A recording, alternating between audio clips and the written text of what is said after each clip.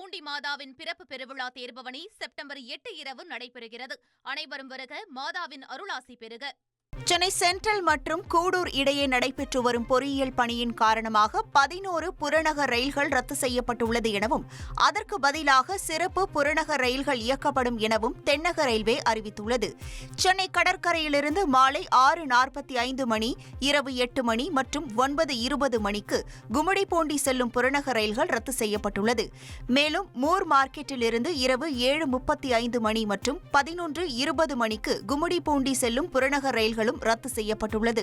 அதேபோன்று கும்மிடிப்பூண்டியிலிருந்து இரவு 7:35 மணிக்கு சென்னை கடற்கரை செல்லும் புறநகர் ரயிலும் மற்றும் இரவு 8:15 மணி, 9:25 மணி மற்றும் 10:30 மணிக்கு மூர் மார்க்கெட் செல்லும் புறநகர் ரயில்களும் ரத்து செய்யப்பட்டது. இதனைத் தொடர்ந்து சூலூர்பேட்டையிலிருந்து இரவு 8:35 மணிக்கு மூர் மார்க்கெட் செல்லும் புறநகர் ரயிலும் ரத்து செய்யப்பட்டுள்ளது.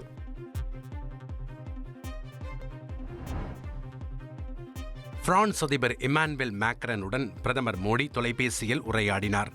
அதில் யுக்ரைன் மோதலுக்கு அமைதியான தீர்வு காண்பதற்கும் அமைதி மற்றும் ஸ்திரத்தன்மையை விரைவாக மீட்டெடுப்பதற்கும் இந்தியாவின் நிலையான ஆதரவு உண்டு என பிரதமர் மோடி பிரான்ஸ் அதிபரிடம் தெரிவித்துள்ளார்.